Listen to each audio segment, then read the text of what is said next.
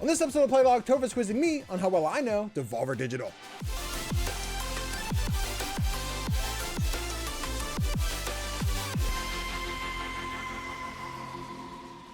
Hey guys, CGDannyB back in with another episode of Playlog, the podcast where we talk all things indie gaming, but of course, can't talk indie games alone because that'd be super boring. So, I've got my partner in crime, the Playlist Kid themselves, Tofr. What's poppin', homie?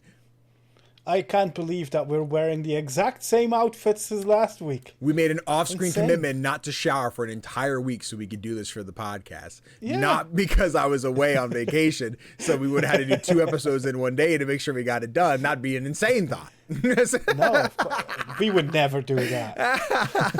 It was funny because I sat there, I hit record, I'm like, shit, I meant to take the hoodie off so it looked different, and I'm like, yeah, fuck it, we're too far gone now. Audio listeners, they wouldn't even know, but videos like, ooh, he's looking stinky, or especially someone in the future just going through the playlist like, why are they wearing the same clothes? What are they doing? But yes, this video is we're recording these 2 podcasts back to back to release a week apart because I'll be in Florida for a week hanging out with a friend and getting all that shenanigans squared away. So should be a fun time. So enjoy this fun, goofy quiz episode. But for now, we do a little bit of housekeeping before we get rolling here. This is Playlog Podcast, our weekly podcast. We talk about indie game news, reviews, and whatever we choose. If you enjoy what we do here, be sure to show some support by doing a few very simple things, such as liking the video if you're on YouTube or leaving that glorious 5-star review if you're on audio platforms. It's simple, but it goes a long way in helping the show. You can also be a part of the show by writing in and asking us your questions or recommending your favorite indie games for our bi-monthly book club. Just use the Google form in the description of every episode and have your opinions heard right here. Now, on to a bit of housekeeping real quick. Quick reminder, if you enjoy watching me play make-believe with a bunch of hot D&D friends, then boy, do I have a show for you. Every Thursday night, I'm taking part in Tales of the Valiant, an ongoing series on Crit Hit Chronicles Twitch channel. I am playing Viking, the Beastkin Barbarian, who's all about getting the job done. And if you're getting in his way, he's gonna get ornery about it. You can catch the live actual play on Thursday nights at 8 p.m. Eastern Standard Time or 7 p.m. Central on twitch.tv/Crit Hit Chronicles. We should be playing this evening. I've not heard that we won't be playing this evening, and if we're not, the mystery happens when we don't show up. That's it. Another quick reminder, by this time, I sure hope it's out, it'll be a week late. The August release of the video should be well out. If you haven't seen it yet and you're still looking for some games to play this August, boy, you should check it out. There's like 16 games in there, a bunch of which are already out because they all came out in the 7th. So, and there's probably like 2 or 3 others this month or something like that. I don't know. But yeah, be sure to check out that video. And if you've already done it, go back, leave a comment and a like, because I can promise you didn't do it. I'm checking you right now. You're like, fuck, I didn't. Danny caught me. So do better. Thanks. And one last quick reminder, as part of our podcast, we'll be doing our bi-monthly book club. We go back and replay some indie classics or finally get around to some modern indies that we just haven't played yet. And for the months of August and September, we'll be playing Until Then. A fateful meeting sets off a chain reaction, upending Mark's life. People disappear and memories prove unreliable. Uncover a hidden truth with Mark and his friends in this narrative adventure, and race to unravel the mystery before it's too late. Play the game these couple months on Steam, PlayStation, or Switch, then over to our write-in forum in the description and give us your thoughts on Until Then for our September 22nd episode of Playlog Podcast. You can join us live on twitch.tv/CGDannyB for the discussion, or catch the upload from Thursday the 24th on youtube.com/@CGDannyB or audio platform services. With that, timestamp. Woo! Real easy for the housekeeping. No writing questions because we didn't have any for the first episode. So why are we having any for here? You guys didn't write in the last 15 minutes, I don't think, anyway. So normally we jump into quick indie news.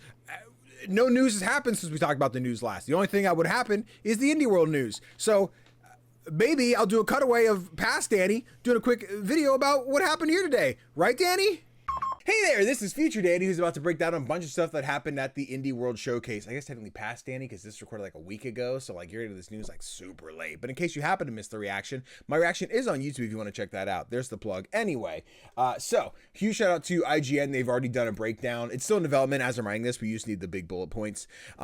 They started the show off with Mina the Hollower. We already knew it was coming to Switch, but it's coming to Switch and Switch 2. There's a demo you can play right now, and the game is announced for October 31st. So that's really exciting. Well Dweller got a revealed trailer coming out in 2026. Anyone familiar with the games Islets and Crypt Custodian from Kyle Thompson?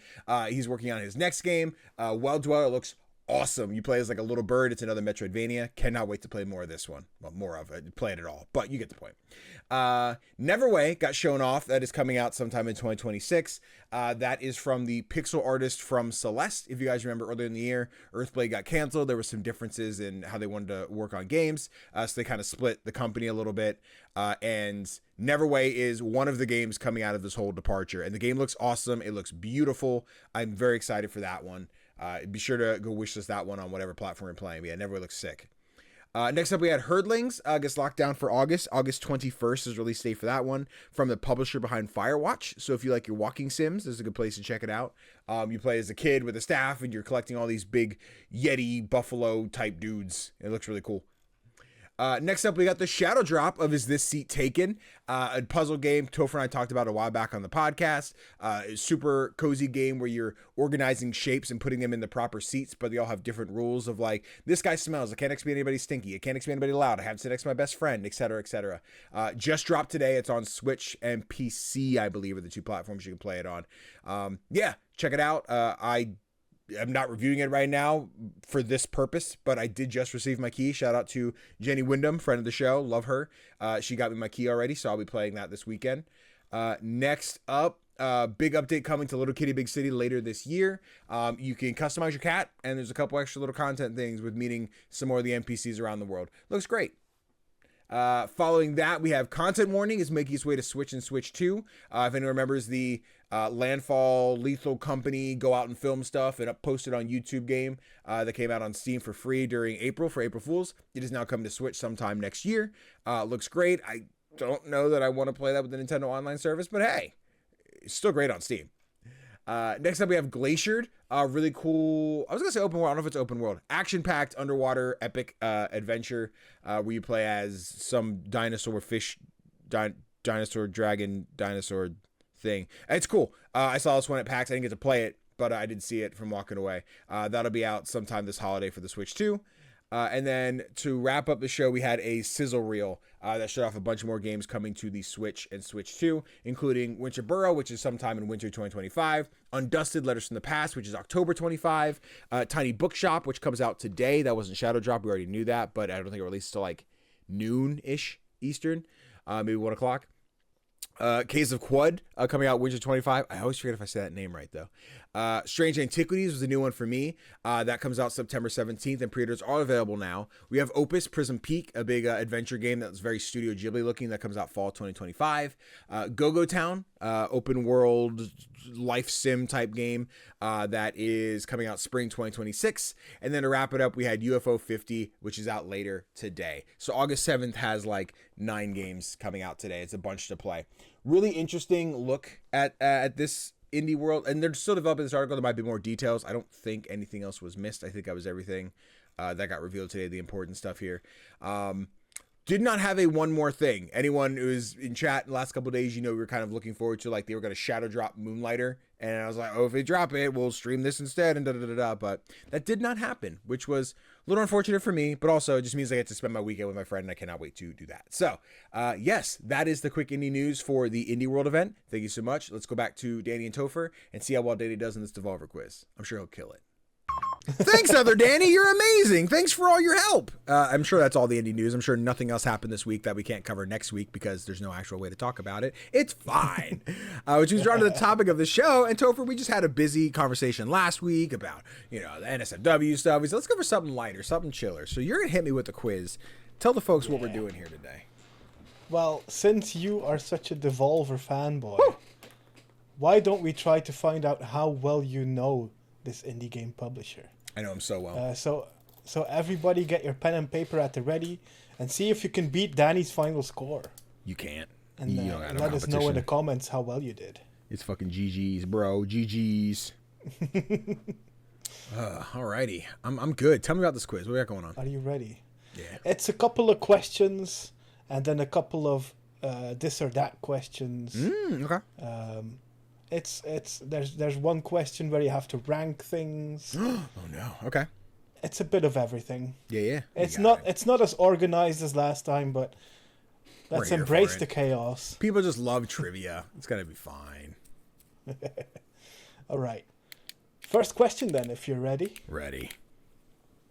What was the first ever Devolver published game? Fucking bitch. And you get a bonus point for the year of release.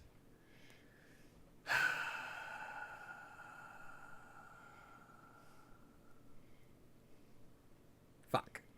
I should have studied. First ever Devolver. I don't think this is correct. It's just the oldest one I can think of. Okay. Ooh, wait, is it? I was gonna say Gato or Bato, but there's what's that clown game? Dropsy? Is that Devolver? Yeah.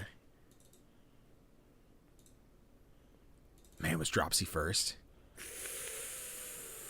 There's gotta be something before that. I'm gonna go with Dropsy though. I'm gonna go Dropsy.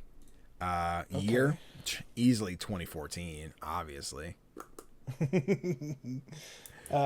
Dropsy released in 2015. Fuck. Okay. Devolver's first published game was in 2009. Fuck. Okay. And it was Serious Sam HD, the first Damn encounter. it. I always forget Serious Sam because I'm like, they have Shadow Warrior, and then they're like, they also have Serious Sam. Fuck. Damn it. They do. Fucking god damn it. Devolver, I'm sick of you. I don't like you anymore. Aww. I'm moving over to Chucklefish. I'm sick of this shit. I also love you, Chucklefish. You guys do great. They do. Maybe this one will be easier. What's the most recent Devolver release? As of the date of recording. Yes, which is we're recording this on the 5th of August.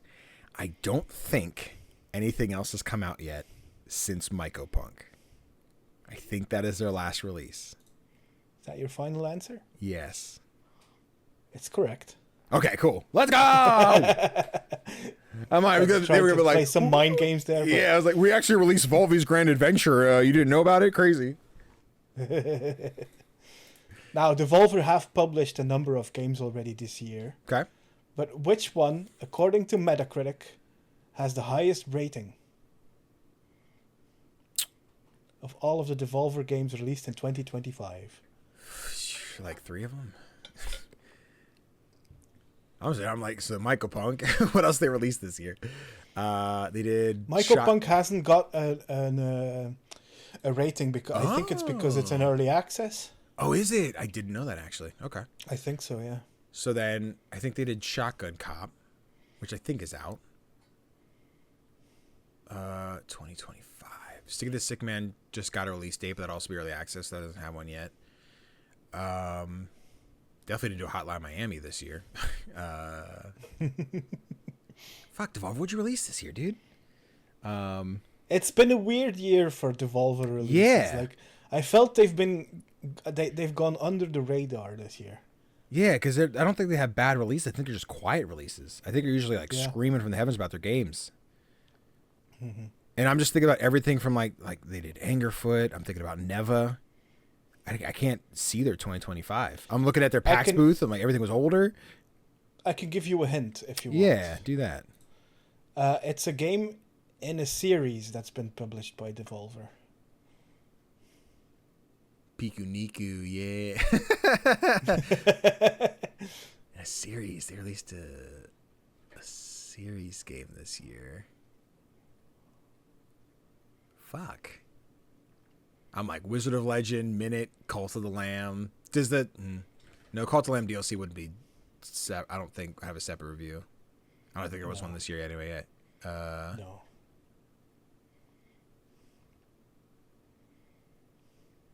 Inscription. I got nothing. It's obviously Shotgun Cop. This is the best reviewed game this year. It's the Talos Principle reawakened. Fuck! No one likes those games. No, they love those games. It has an 89 score on Metacritic at the moment. Jen, they would have told you that was last year. Really thought that was last year. I think it was the Talos Principle 2 last year. Yep, exactly. Yeah. 2 is last year and the remake. Fuck. Okay. Forget about games that have already released. Thank God. How many games does Devolver still have listed for release later this year, and can you name all of them? Oh my God. You get a point for the number, and you get a point for each title that you get correct. So do I have to guess all together? Can I do the number, get a confirmation, and then guess the name? Or how we rolling this? You could choose if you want to. If you want to choose the number first, you can. Okay, I'm gonna say they still have 5 games. 5 games listed to come out this year. Are you sure? No, not at all. 2025 is weird. It's 6 games. 6. Okay. All right. Okay. 6 games. Yeah. Baby Steps is one of them. Yeah, correct.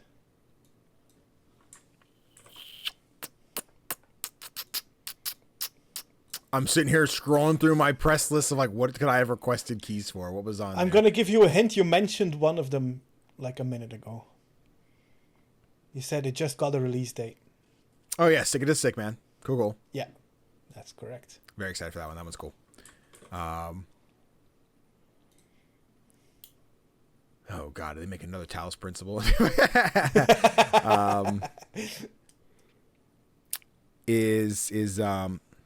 My sticky notes fell. It scared me. I thought something scrolled across my screen. I was so scared. I don't know if they have Possessors listed for 25. No. No, they don't? It's not among them, no. Okay. That still doesn't have any... It's to be determined. Do they have Blockus? Is that Blockus? I think that was their other game at their booth at PAX. Okay. But I don't know if that had a date. Blockus. Okay, so that sounds like it's not on there. They might have one or both of their Gungeon games on there, because there's like the arcade cabinet Gungeon game, which I think is just Enter the Gungeon Arcade Edition or something like that, and then there's I guess just Enter the Gungeon 2. I thought it had it was something else, but either of those. Nope. No. Okay. All right. Also, I just took a look, and there's no Blockus game. So I think it's a different title, and yeah. I was gonna Google Devolver game, but that I think I'll spoil it from that way.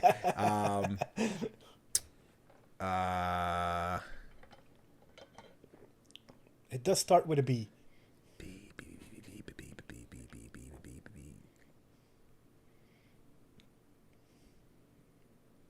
Ball Pit hasn't come out yet, right? Ball Cross Pit, whatever it's called. Ball Pit? It hasn't come out yet. No. So Ball Pit. Yeah, that's correct. Okay. That's 3 I have. Yep. Obviously Neva 2. Yes. If only.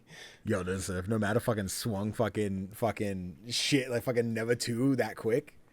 I can't give you another hint. Okay. That's the last hint I can give you. That's fine. It's all I need. That'll give me There's all a 3. game. There's a game that has been postponed twice now. That's slated for could release be in anything. 2025. Okay. It was featured twice in the Devolver delayed showcases, and I'm really excited about this one. Skate Story. Yeah. Okay. Yep. Okay. Fucking we're in it. We're in it. Okay. So Skate Story. So I have So Baby 2 Steps. more. Stick it to the Stickman. Stick it to the Stickman. Ball Pit. Skate Story. Yeah. There's 2 more.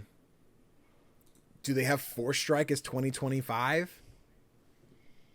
That might be to be 2026. announced. Okay. I'm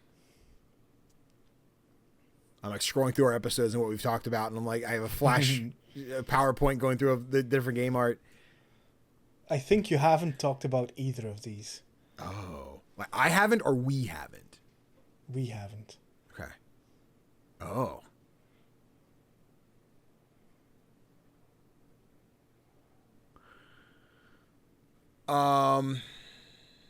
Then maybe it doesn't have the date, because they just picked up Shroom and Gloom, right? Is that 2025? Mm-hmm. No. Okay.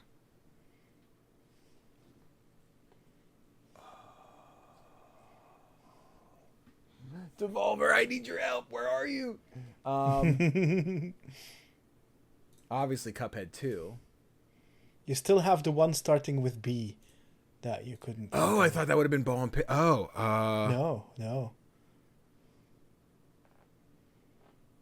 Ooh, I don't know. Then, fuck, I'm gonna give up. I gotta. They A B C D E F G H I J K L A. They do Human Fall Flat. Human Fall Flat 2. Has that been announced? Oh, doesn't have a release date. Okay. Then I think I am stuck. I don't have anything. Okay. Well, you still did well with. Okay, we'll take four. The last two are Botsu. Batsu, that's it. Not Block, it's Batsu. That's the game. Batsu. I thought that was the one you were. Yep. And the last one is Quarantine Zone: The Last Check. I have no idea what that is. I hadn't heard of it either before checking this. Quarantine Zone: The Last Check? Yeah.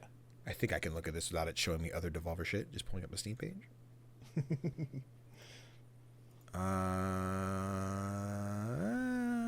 Does not look like my speed, but okay. Yeah. Cool. All right. All right, we're killing it. We got to it. the next question. You got 4 of them, so that this was a really difficult question. Yeah. Fuck, I'm so pissed, guys. Batsu. Fuck. I knew it too. I sat there. You were so else close. Was like, you're like, Pax, yeah. I should get half a point. I knew what I was talking about. No. Bullshit. So, next question. Mm-hmm. One of the biggest players in video games holds a 5% stake in Devolver, but which one is it? Is it Nintendo, Sony, or Microsoft? Oh, shit. I would have said Tencent. Ooh. My gut says Nintendo, but also my gut says Nintendo would invest in Devolver. You know how crazy they are? Do all of their games release on the Switch? I think. I don't know. Usually. I'm sure there's examples that don't. I'm going to go PlayStation. I feel like PlayStation would vibe with... Oh, but so does Xbox. Yeah, I'm stick with PlayStation. PlayStation? Yeah. It's correct. Woo! Let's go! Sony! Nice. Sean Layton, where you at? Miss you, bud. I'm wondering if you're going to get the next one. Obviously I will. What is the name of Devolver's chief financial officer? And I'm going to give you a hint. They're fictional.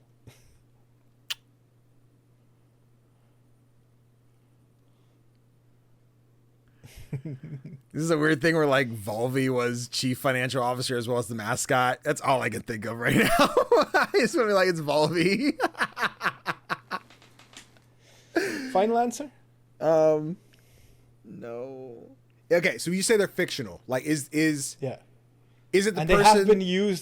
They have been used in, like, promo video, like, marketing for Devolver games. Okay, so like, is it the woman that's in, like, all the Devolver, like, direct showcases? Like, her? Like, is she... No. Okay. I didn't know if that's who the character was, and we said fictional. Like, she's actually named Rebecca blah, blah, blah, but her character's name is... Fuck. All right, nothing. I'm going to stick with Volvi. It's my boy Volvi. He's the only right answer. The correct answer is Fork Parker. No clue. No idea. Okay. Fork Park, am I right? Where would I have seen? I thought it might have rung a bell. Like they're in like... Yeah, and like showcases and stuff. Fork Parker. Oh. I look at this and I just think Gmod. I'm like, that's a fucking Gmod model right there.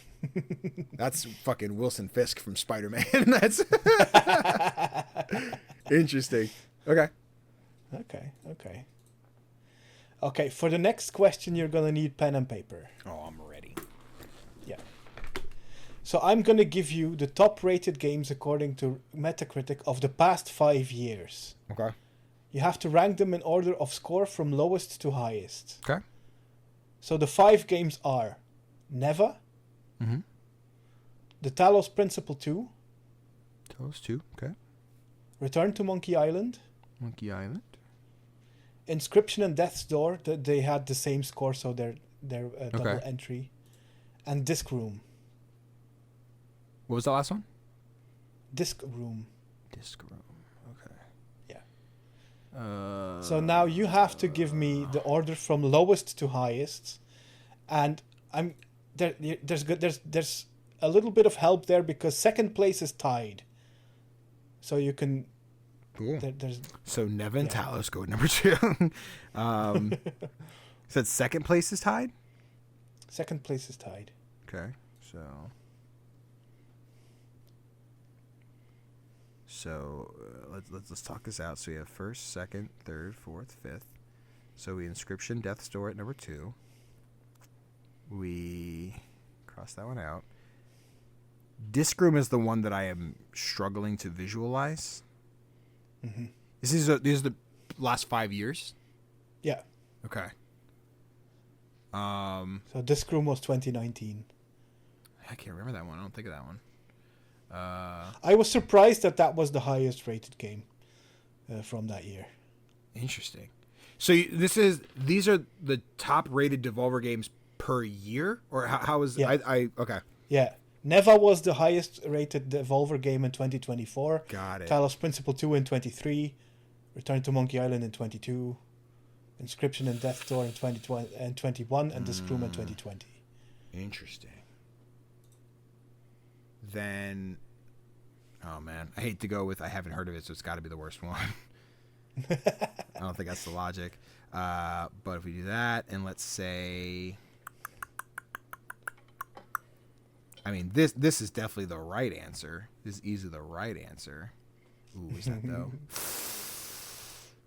Some of you guys like your fucking puzzles. All right, let's try this. All right. I'm going number 5, Disc Room. Number 4, Monkey Island. Number 3, Talos. Number 2, Inscription, Death Door. Whoa. Nope, slower. My bad. I'm gonna tell you if you're correct after each I one. see. Okay, I was trying to give the list. I see. Number 5, I have Disc Room. That's correct. Okay. Fucking nailed it. Number 4, I have Monkey Island. Nope. Yeah, okay. Number 3, I have I'm going to tell you the correct answers. Okay, go ahead. Number 3? Yep. Number 3, I have Talos. Nope. Yep. So number 2, I have Inscription and Death's Door. Nope. Okay, so I misunderstood this tie then. And then I have number 1, Neva. Nope. Yep, okay. Checks out. Then... So Inscription and Death's Door isn't a tie. That's one entry, both of them. So then... So, like, for example, if they were in the number 2 spot, they would share that number 2 spot with another game. So how am I dissecting 5 slots with a tie? Because if there's one game in 5th place, right? One game in 4th place, and 2 games in 2nd place. There's no 3rd place, and then 1 game in 1st place. Okay. Does that make sense? Okay, so I just don't pick a 3rd place. I just... Yeah, exactly. Okay, because I did like the 1, 2, 3, 4, 5, assuming like, oh, we have a tie. We're like, it's Inscription and Death's Door. Okay, so then,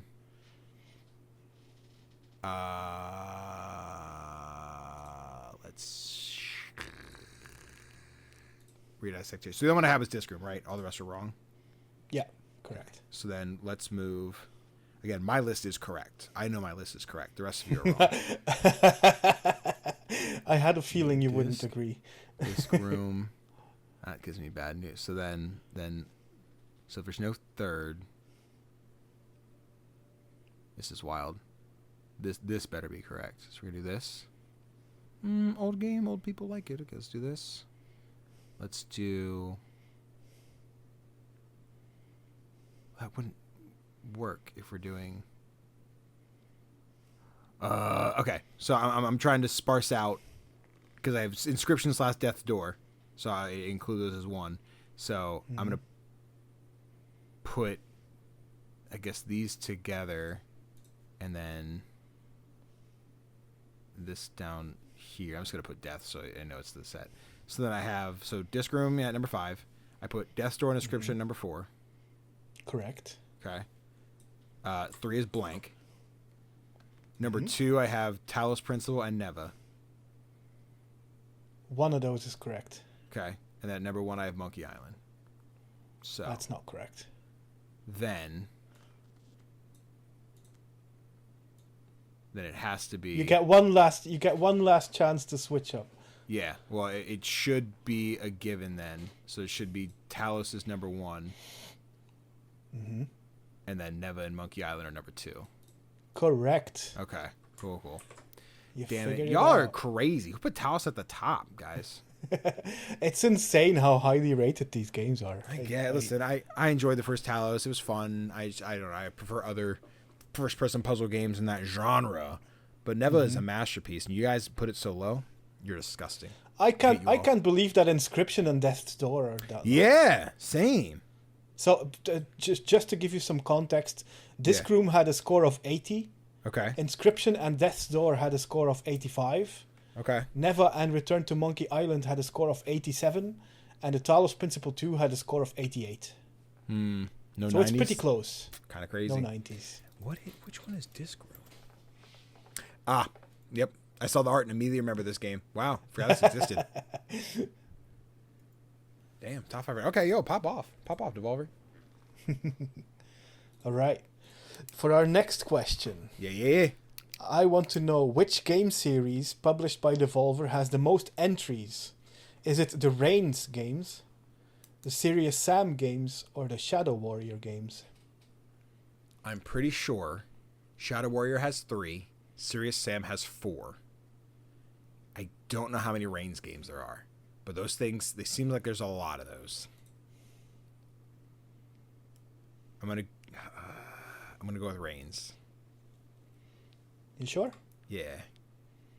It's Serious Sam. Fuck. How many Reigns games are there? I think there's about 4. But Okay. Serious Sam has like the 4 base games, but then there's spin-offs. Yeah, that's what I was concerned with. Yeah. Yeah. Damn it. Fuck. Serious Sam. I'm like making this quiz. I was constantly surprised. Like, why is Serious Sam here so many times? Because I've never touched a Serious Sam either. I think I might own them. I think I probably got them in some Humble Bundle at some point, but I've never touched a Serious Sam. I just assumed they were like Mad Max. Whoa, they're Devolver. Tofr.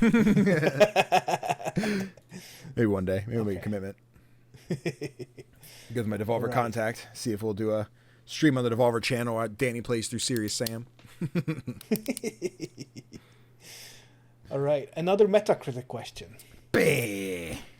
Which Devolver game did not reach a score of at least 80 on Metacritic? Okay. Was it Gunbrella, Loop Hero, or The Crush House? Ooh. I would be shocked if it's 3 not really Loop good Hero. games. People love Loop Hero. I love Loop Hero. Loop Hero is amazing. Gunbrella was a quiet one, which could mean one or two. Either it was quiet because it didn't do super well, because I didn't even finish Gunbrella. I didn't dislike it, but it was definitely was a start. Like, it was a game to get through. Yeah. Crush House is really good, but how niche is it that did it get good reviews? Ooh. And the question is, did it get a score of what? Did not reach a score of at least 80 on Metacritic. So 2 of these games scored over 80 and one of them did not.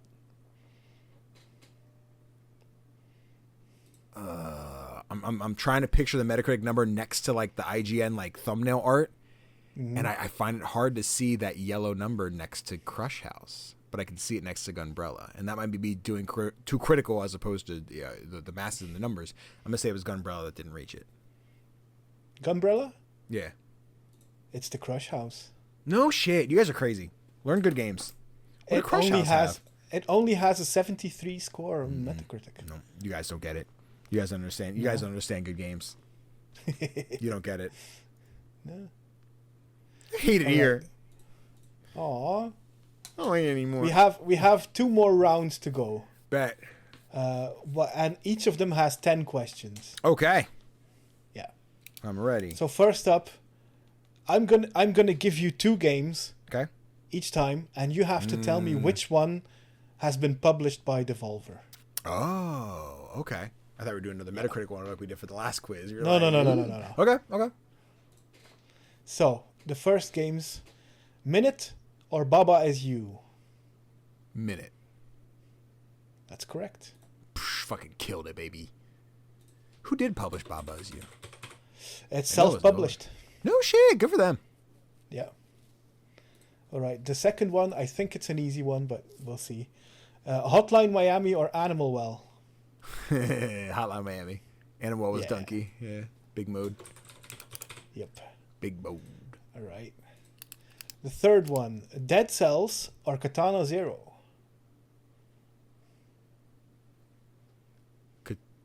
Katana Zero. Twin Motion published Dead Cells.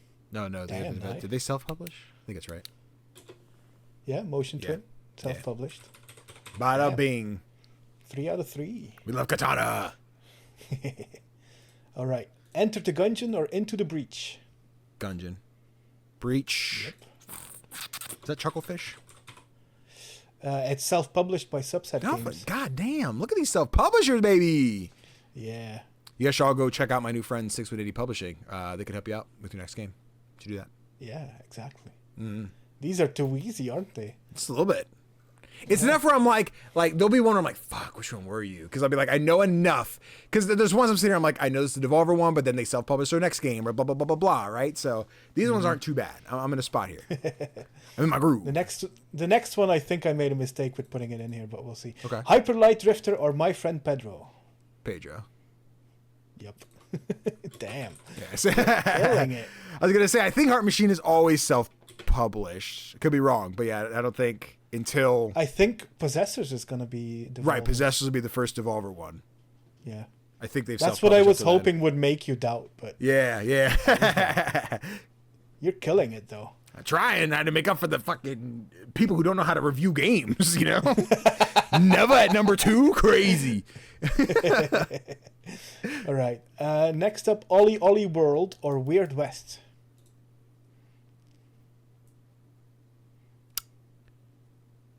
This is the weird thing where Ollie Ollie World, which is the newest one, right? Mm-hmm. I think that was Private Division. You said Weird West?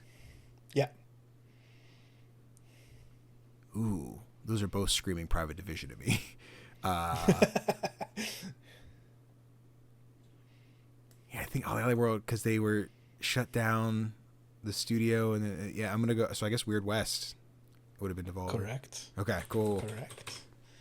And your logic is completely sound, yeah. Yeah, cool. All right. Fucking run it. Yeah. Can you like make it all the way through answering? I'm gonna try. I'm gonna try. I get bonus points for that. Terra Nil or Signalis? Terra Nil. I don't know who published Signalis, but I remember the Devolver. Because Terra Nil was not my cup of tea. I'm like, I'm going to love Devolver games. I should try it, but I just never know. So yeah, it should be Terra Nil. Yeah. Correct. Signalis was Humble Games and Playism. Okay. Oh. Yeah.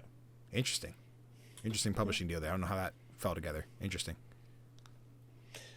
Next up, Tunic or Karmazu? Karmazu. Tunic Damn, was Finji. Not even any doubt. Nope. Yep. Jesus.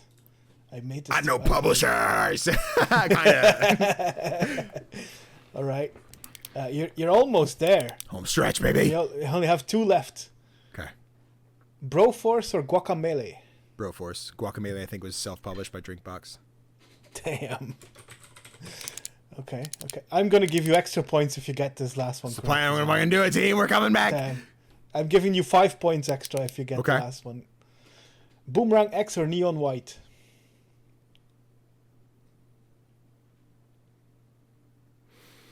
No pressure.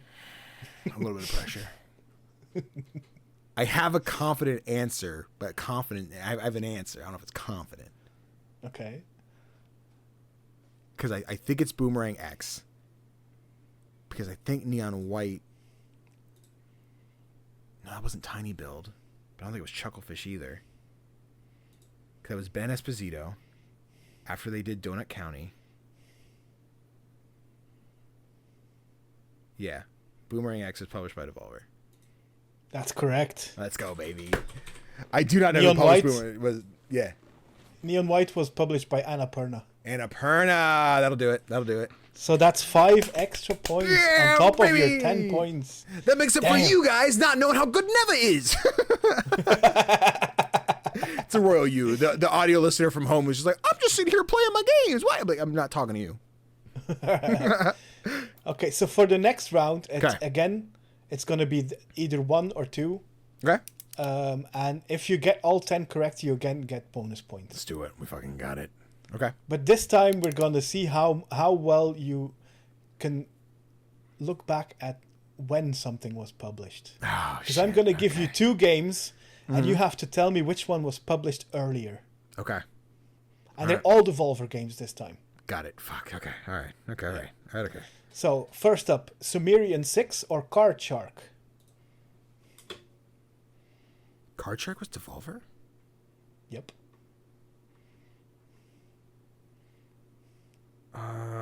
Did you play that one? I did, yeah. I like Card Shark. I thought it was Chucklefish. Devolver, baby. Crazy. Then I have received a Devolver review before Neva, which, whoops. Are there any of these that are the same year but months apart as opposed to years apart? Okay. It's always different years. Okay. Because that would have been too difficult. I reviewed Card Shark in 22, 23. And the what was the other one? Syrian 6? What was it called? Sumerian 6. Sumerian 6. I think that was one of the ones from 24 that I hadn't heard of when we talked about it. Yeah. So I'm going to say Card Shark was first.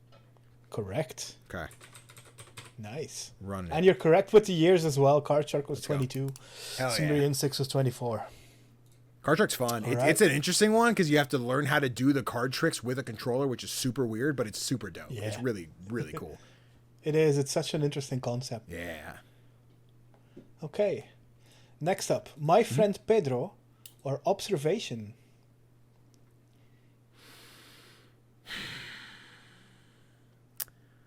See, Observation seems older than it is. I think Pedro was 21.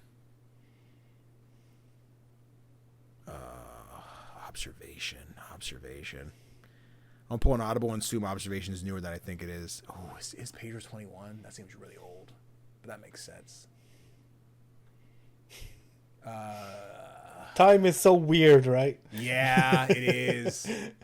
It's a flat circle that gets tied up into a knot. I'm going to say, yeah, Pedro was first. That's correct. Okay. Whew. My Friend Pedro was 2019 and Observation was 2020. 2020, okay.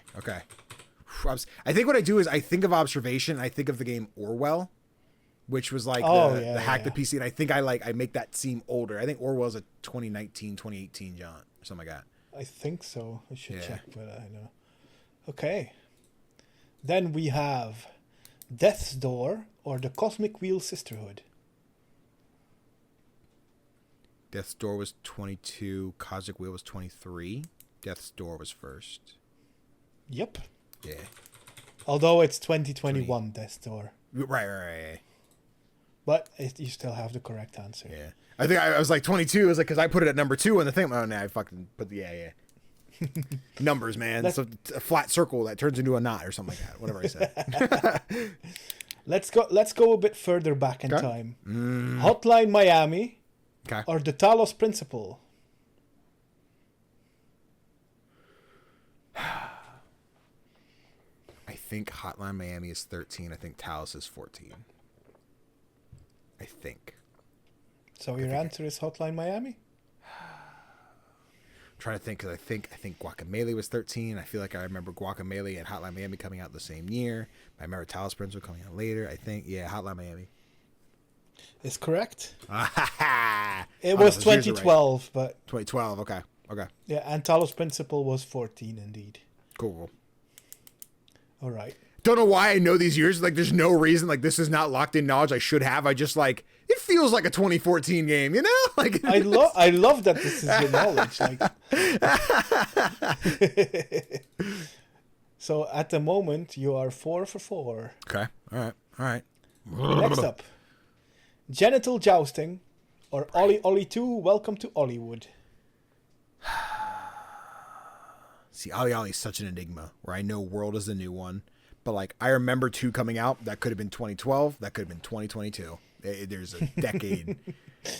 Genital Jousting, I think, was late 2010s. I'm like 17, 18. I'm a go with thinking Genital Jousting is 17, Ollie 2 is 18. So I'll say Genital Jousting was first. No. Damn it. Fuck. No. Fucking penis game. Ollie 2 was 2015. Wow. Genital Jousting, you were correct, was 2018. Damn. Fuck. Because like Ollie 1 seems like a 2015 game. So I was like, then 2 must have been later. Yeah. Fuck, crazy. Fuck. Still 4 out of God, 5. Devolver, learn when to publish your games, man. You fucking ruin my points. I'm reaching out to my contact. I'm complaining. Okay, next up, The Messenger or Carry On? Messenger was first. I think Messenger was... Ooh, yeah. Messenger was 19... Oh, God. That wasn't 2017. That was Cuphead, so it would have been a couple years after. So 19... I think Carry On was like 2021. So Messenger. Messenger is the correct answer. Yeah. That was released in 2018 and Carry On was released in 2020. Cool. Next up, Gato Roboto or Minute? Fuck. Yeah, the black and white ones. Damn it.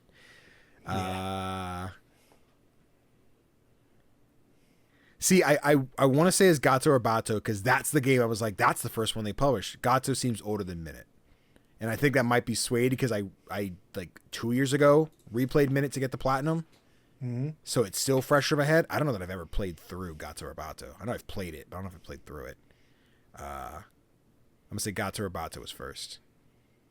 It wasn't. Damn. Minute was first. Minute was 2018. Gato Roboto was 2019. It's crazy. That's such a feels like such an old ass game.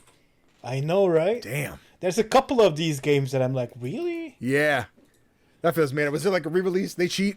Gato or Bato had to, I can't Google. It might give me wrong answers. Okay. All of the dates I got from Steam. So cool. They should be correct. So Steam, you fucking this up? Next up, we've got Inscription or Trek to Yomi. I didn't like Trek to Yomi very much. Most people didn't. Yeah. Very cool stylistically, just kind of a drag. I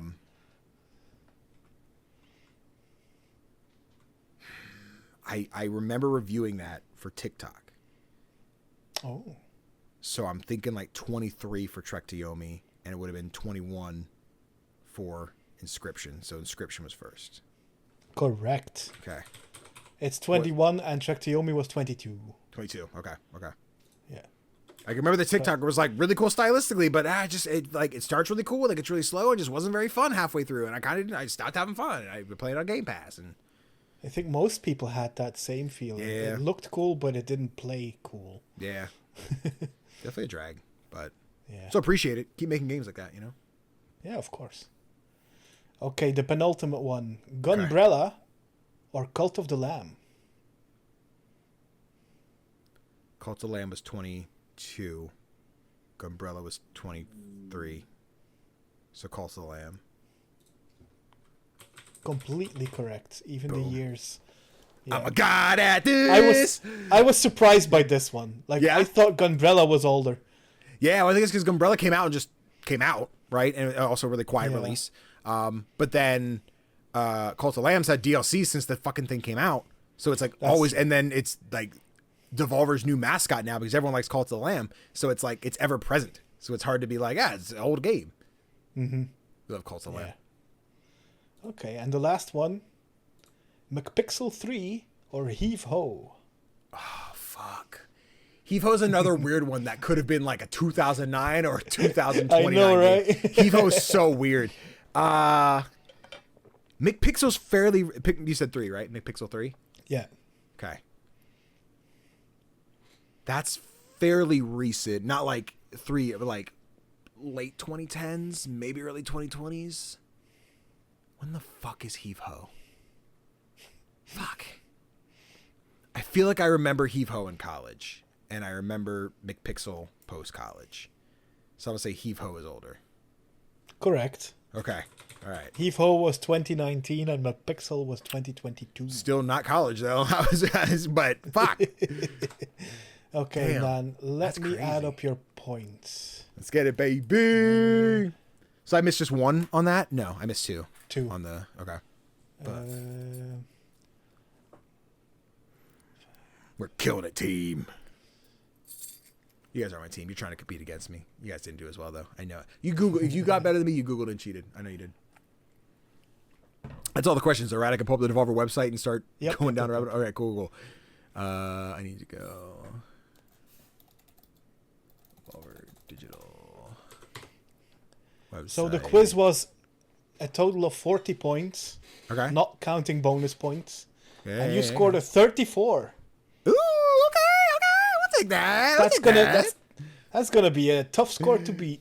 Yeah, let me see. What's the grade on that? Is hold on, I do what? 34 divided by, or 40 divided by 34. Nope, I did the other way. 34 divided by 40. That's a B. That's 85%. Well done. Thank you. Well done. Let me see. Those last two rounds were just insane. Yeah, that's right. I came back. Once we were like, who's the fucking CEO or whatever the fuck this bitch's name was? Fucking forklift guy or whatever. What the fuck? So I looked at Devolver. I can screen this one then. Because we have Human Fall Flat, Skate Story, Four Strike, Shroom and Gloom, Ball and Pit. That's Astroneer. Okay, got it. Starseeker, Astroneer Expeditions, Quarantine, Batsu, Gungeon 2. Oh, I forgot about Tenjutsu. Yeah. I blend those two together because they're so Possessors and Tenjutsu. And then Baby Steps, I remember that one. Stickman, Mycopunk, Shotgun Cop. Oh yeah, they did Gorn, huh? Mm-hmm. I don't know what Look Outside is. Astroneer, Glitchwalkers, Neva. Okay. A lot of guys we didn't cover, right? Like we didn't even mention Plucky Squire. And then Children of the Sun was them? Pepper Grinder? Yeah. I made a list of like all of the Devolver games and they have 131. Jesus. So God damn. there were games that were not going to get mentioned. Yeah. See, I completely forgot Wizard with a Gun was Devolver. I think that would have been one. I'm like, fuck, I hate myself for that one. Phantom Abyss is another one. Like, I played the demo and this was really cool. But like another one I think I would have forgotten in any kind of question. Sludge Life, I forgot that existed. Yeah. Bleak Sword, I remembered. Gunbrella, Reigns. Pointy. I remember playing that one on Netflix. I didn't know it was Devolver, though. Demon Throttle. Yeah, there's Card Shark. Okay. Cool. Damn. Oh, Tentacular! I wanted to play that, but I ain't trying to rock out with the fucking PlayStation VR 2, you know? I'm gonna buy that shit. I'm going wrong scene. We have so many bangers. There you go. So many fucking bangers, dude. Go Devolver, man. Listen. Yeah. Guys, go buy every Devolver game. Can't be that much. Maybe not all of them. But... All of them. Okay, Going to debt for Devolver. Going to crippling debt for Devolver. They have Volvi merch, guys. They have the deluxe triple vinyl of Inscription. Nice. $60 isn't bad. That's not something I can afford right now, but I wish I could. I get it. Listen, I mean, it's sitting there. It might still be hanging around. So, you know, you get the Y'all Means All Motel keyring from, I don't know what this is. Is this a Crush House thing? Trans rights are human rights. Is it just a thing they just did? Is this from a game? Maybe it's just a Devolver thing. Yeah. Cool. Dope. That's cool little keychain. I do like that one, yeah. You're gonna make me. You're gonna make me buy some merch now. Listen, maybe. Okay, it looks like they did like a trans right like line. That's pretty cool. That's really cool. Damn, that's really wild. The Plucky Squire shirt. Slogan from Monkey Island. Oh yeah, cool. Well, you know, try and fucking get some Devolver merch, guys. Get some Devolver merch. While you're at it, get some CGDannyB merch. You know, on the noob shop or whatever. Ah, shit. Well, hell yeah! I fucking mutilated that quiz, bro. You nailed it. You nailed it. I closed Chrome and I have to open the dock again. I fucked up. Oh no. I found it. I forgot I bookmarked it. I made my life easy. We're good. But with that, guys, let us know in the comments what you got on the quiz and how well you did. And I know you didn't do better than me because you don't get the bonus points if you got everything because you cheated. You cheated. You cheated. Wow. That's wild. You can't have the bonus points. I have an advantage. I'm the host. But we're going to hop into what we've been playing. Tofr, you covered the stuff in our last episode because they were recording these in one day. I did have some embargoed stuff that I had played, which I couldn't talk about to this week anyway, so it kind of all fell together that I just have stuff to talk about. So hope you guys at home like listening to my voice. You're on my channel, so you better. But neither here nor there. I had played a couple different games this week leading into this episode. The first being Inkshade, which I actually got a key for quite a few months ago. I've had it, and I haven't had a chance to play it until recently. Okay. But if anyone watched our 6-Win Indie Showcase reaction from March? A while ago. May. I knew it was one of them. Yeah, May. Whenever we did that, forever ago. There were a bunch of like Inscription-like games that showed up, and Inkshade was one of them. That was definitely the one I was looking forward to the most. So Inkshade is this first-person tactics roguelike. We're basically playing an interesting chess type board game in that first person inscription puzzle solving kind of motif.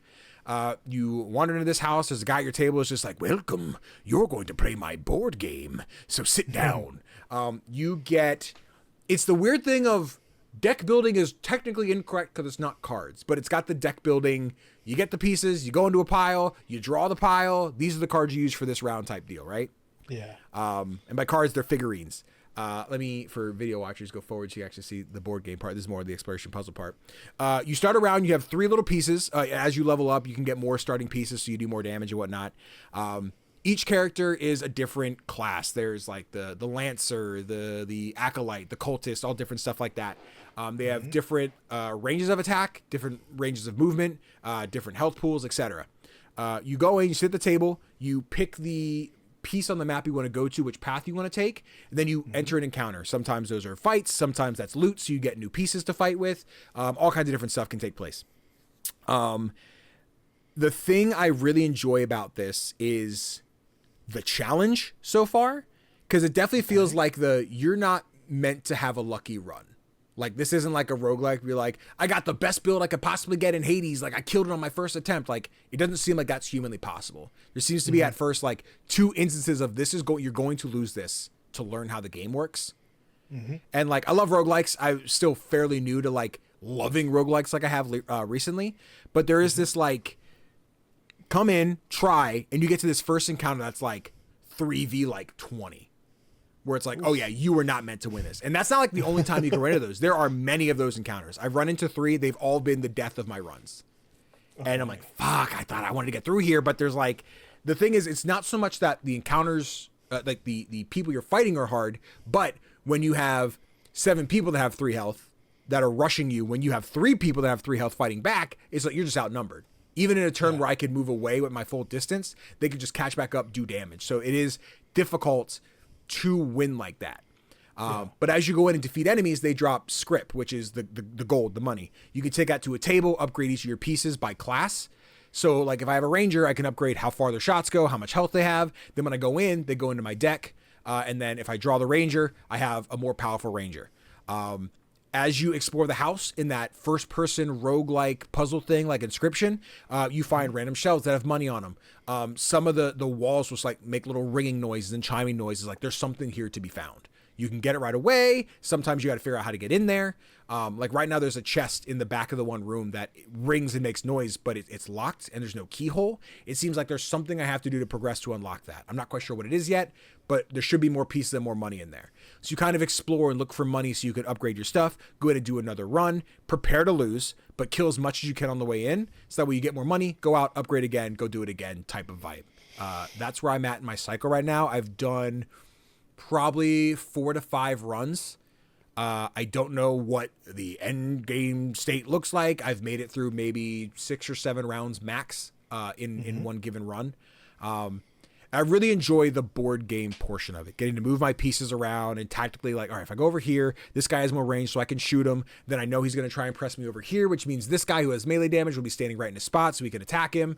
There's no like attack of opportunity type stuff. If someone's in like up in your way and they go to move, like they move. So the only way to catch them is to move into them again.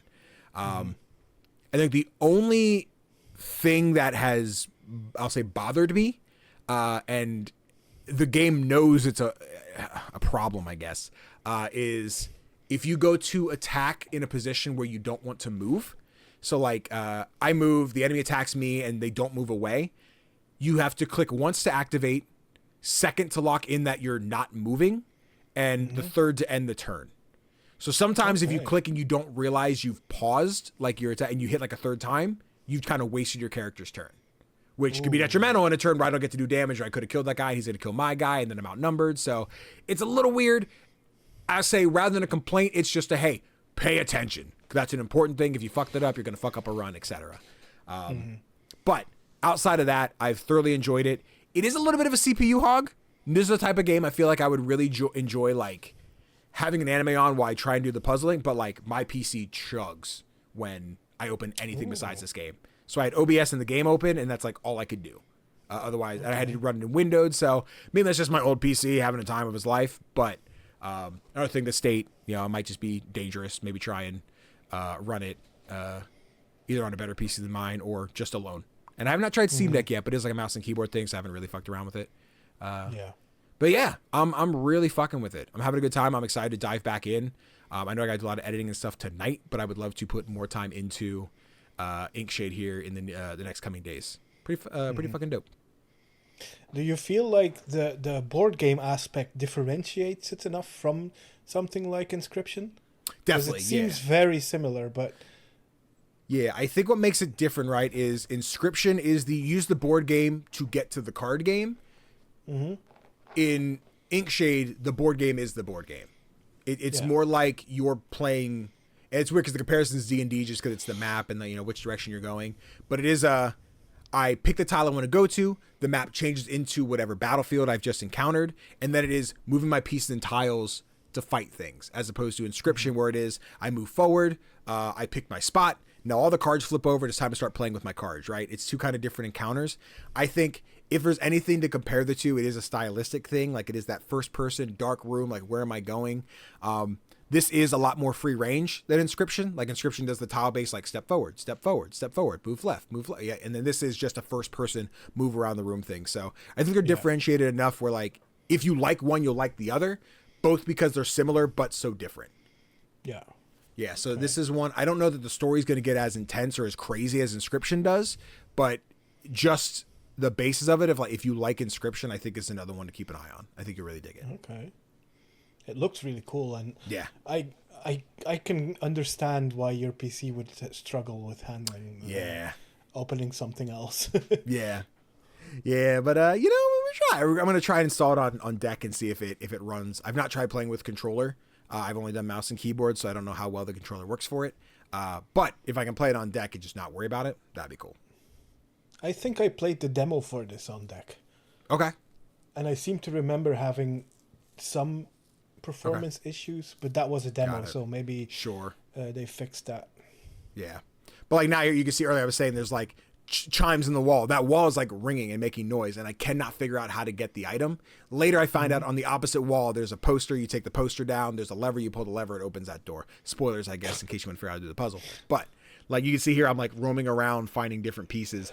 In the megaphone behind me that I did not look in, there's a little figurine.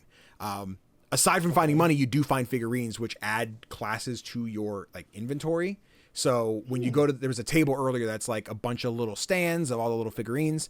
You put like the 9 you want onto the main pedestal, and the rest is basically your collection. And whatever 9 you put in is like your starting deck. So you're like, I have these guys and these guys, but you get like one of each. And then as you finish an encounter, they might be like, you find 2 extra souls. Are they against you, or do they just need help? And then you get like the chest, like, do you want to take this guy or this guy?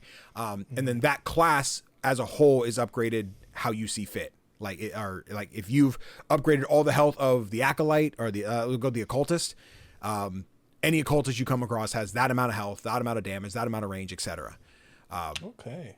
So like you kind of want to like if you want to do a certain build, I've not tried it yet. I have like a full stack of like here are the 9 characters I want to bring in, but some are not great. They're just the best of the worst. I think I'm going to take those out so I have like a selection of 5 because at most right now the only amount I can have in an encounter is 4 because you have to find like 50 scribe to upgrade that first spot. Scribe, I forget what it is, the gold. You find 50 of the gold, you can unlock an extra slot, gives you 4. Then it jumps up to 150. So I need to find 150 more gold to unlock a 5th spot so I can start a fight with 5 characters opposed to 4. And I can only imagine it goes up more and more and more. So currently I'm not at a spot where I'm making a lot of money, and maybe that gets up more the further you get into runs. But it does seem that is the very like holds me at a certain pace part of the roguelike where I can't just have the lucky run and fucking blitz it and be like, I did it, I fucking killed it.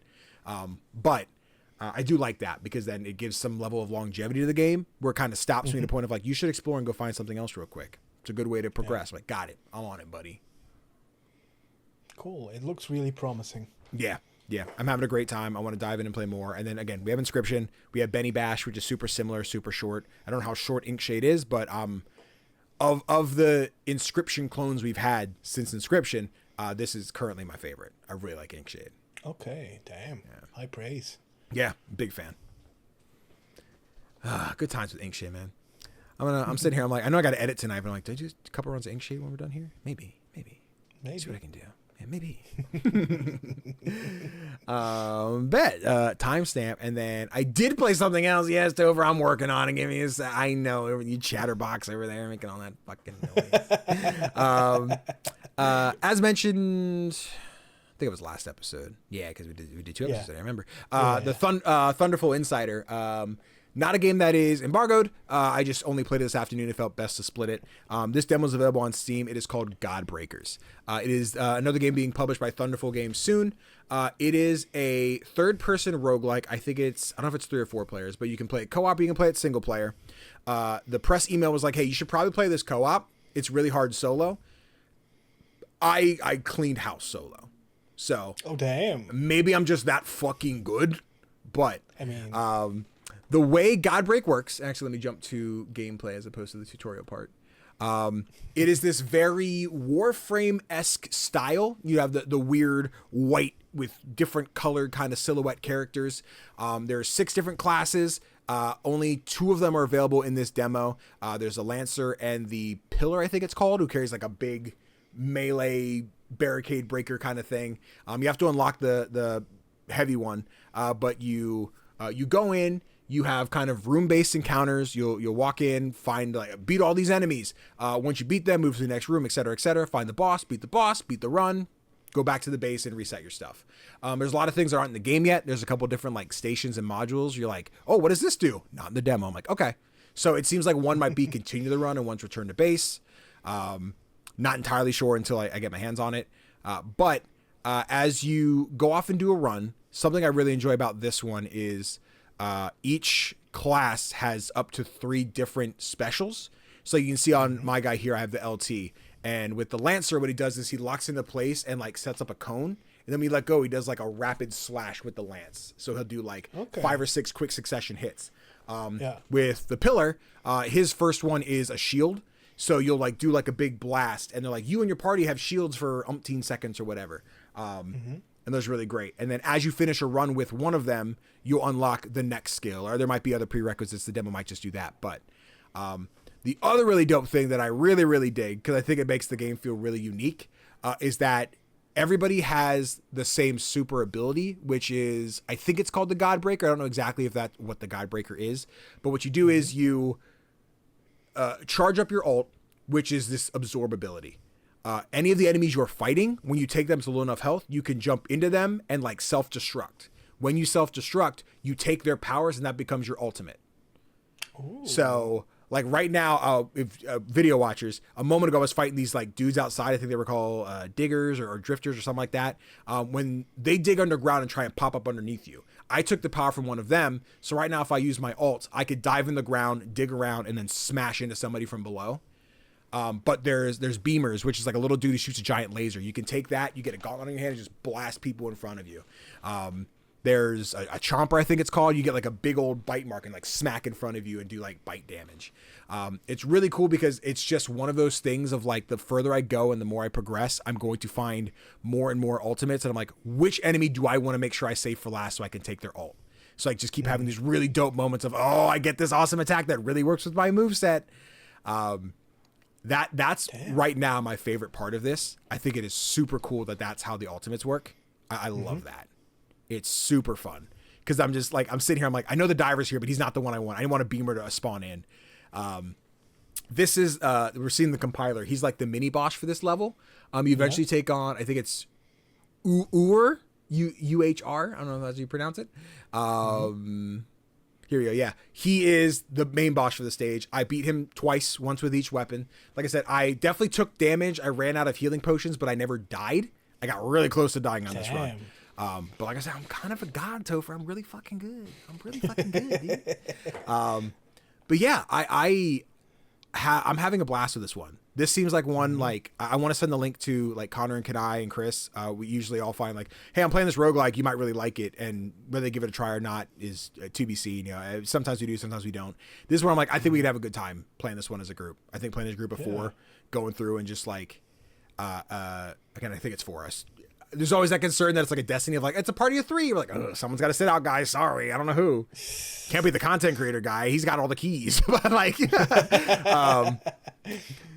but yeah, like I want to show pillar footage as well, because I think right now that's the class I like the most. I like heavy weapons. I like hammers and Monster Hunter. I like, even if they're slow, I like being able to clobber some bitches. Yeah. And what I got with this guy, so he does a lot of slow, like wind up over the shoulder, bam, into the ground type deal. Any other roguelike, you pick up items along the way. I increase my damage. I increase my electric damage. I can do chain lightning, whatever. The first skill I picked up with the pillar was I do 50% more damage. Anytime I get hit, that gets turned off for 30 seconds. So I had this really clean run of like dodge, don't get hit. Every time I get hit, I do less damage. I don't think it was tracked visually on the screen. If it was, I didn't know what the indicator was.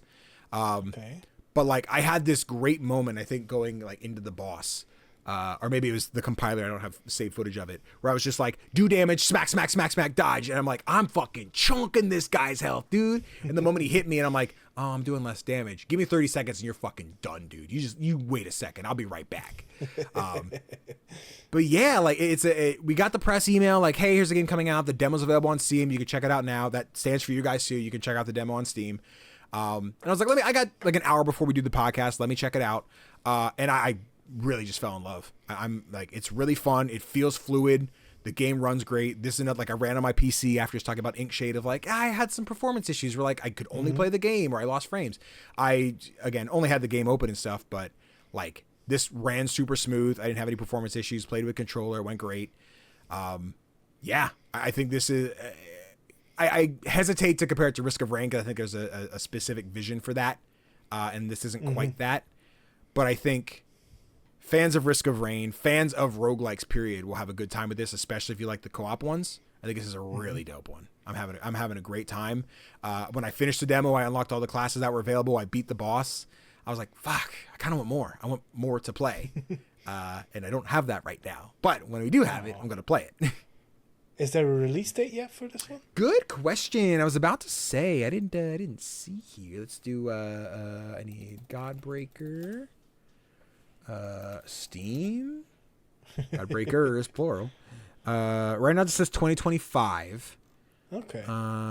Demo out Hopefully now. The wait. Yeah, okay, cool.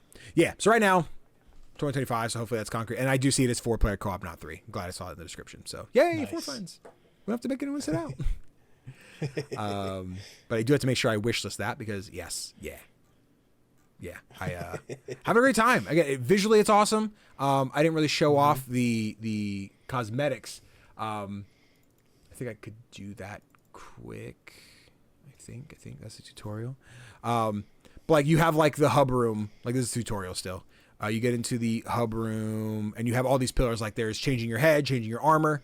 When you start, you kind of have the basic materials. There's the blue, the red, the green, the purple. And you can unlock more sets of armor by completing bosses or doing different objectives. They'll always show it on the little icon. And the heads are really fun because there's like cool ones. There's like a goofy one that's like a bull. That's just like, do this by killing 15 enemies with traps. The first one I unlocked is the skull, which you get for completing the compiler. That dude who was digging around and everything. Yeah. Yes, there's just cool cosmetics. I'm hoping, like, the list seems kind of small just looking at the video, but I'm hoping there's more. Like, I would love some kind of crossover event if I can get, like, oh, the fucking, what indie games on it? If we did other THUNDERFUL, like, I get the characters from Lost and Random as, like, helmets would be cool, or, you know, anything else that we could throw on there. Something from SteamWorld Dig would be really dope as, like, Oh yeah. like skins and cosmetics. That could be a fun crossover. But yeah, I'm having a blast. I want to play more. I'm tempted to just do another run, but I'm like, I've done both weapons. The only thing I haven't tried are some of the other power-ups, but because they're focused on co-op. They're like, hey, how does it run? Like the one upgrade is like, oh, give shields to you and your allies, and any damage that you take will explode into a big 5-meter radius. Like, oh, that's cool.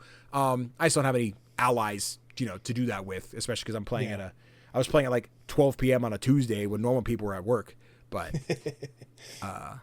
yeah, It looks sick, and the action looks so smooth.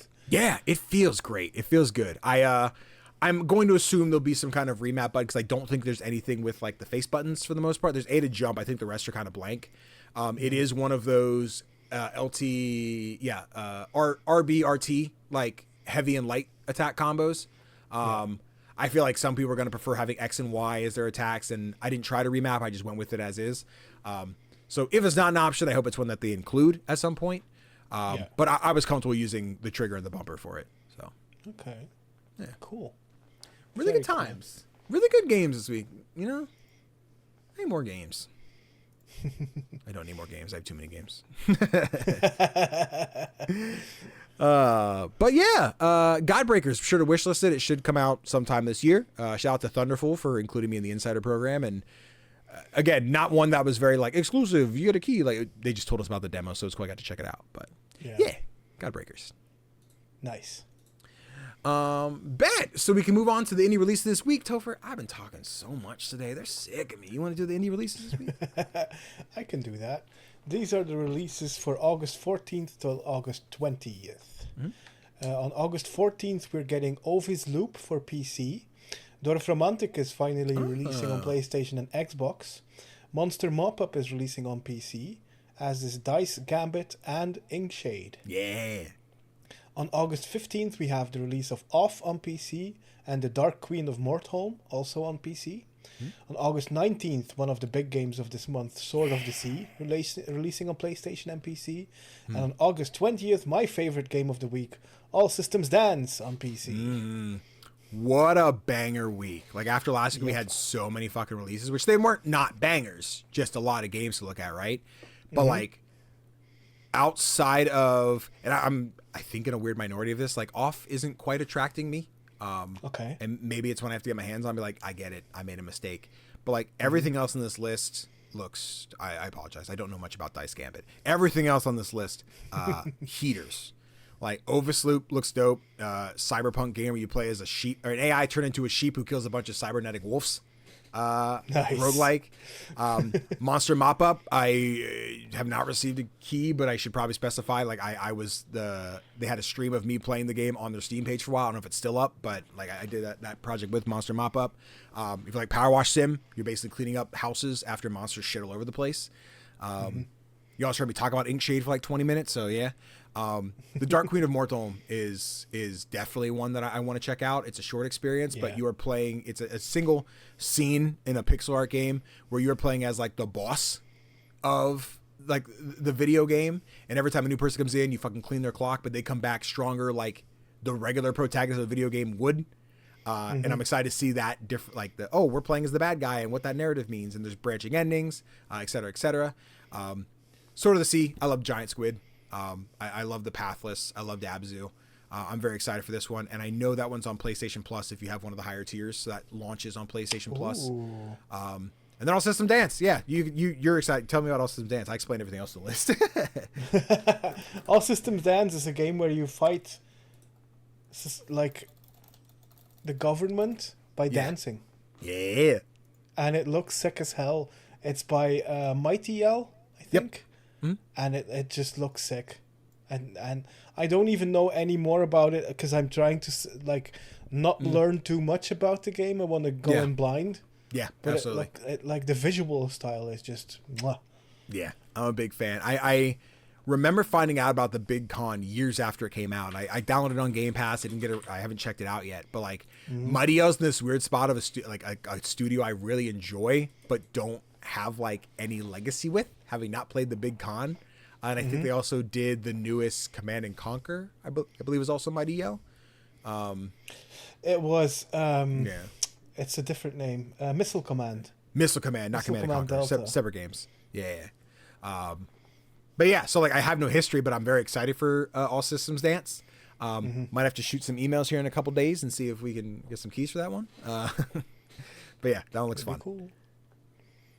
Yeah, Dice Gambit actually is a cool game as well. It's a kind of roguelike deck builder, but with dice. Yeah. And it has a really cool visual style, and I played the demo for this during an Next Fest. Really enjoyed that one. Interesting. It's not what I expected. I'm like looking at the screenshots now. Oh, I do like the character art style. Yeah. The visuals are amazing. Dissect the gameplay. Okay, I see. So like the tactics kind of, ooh.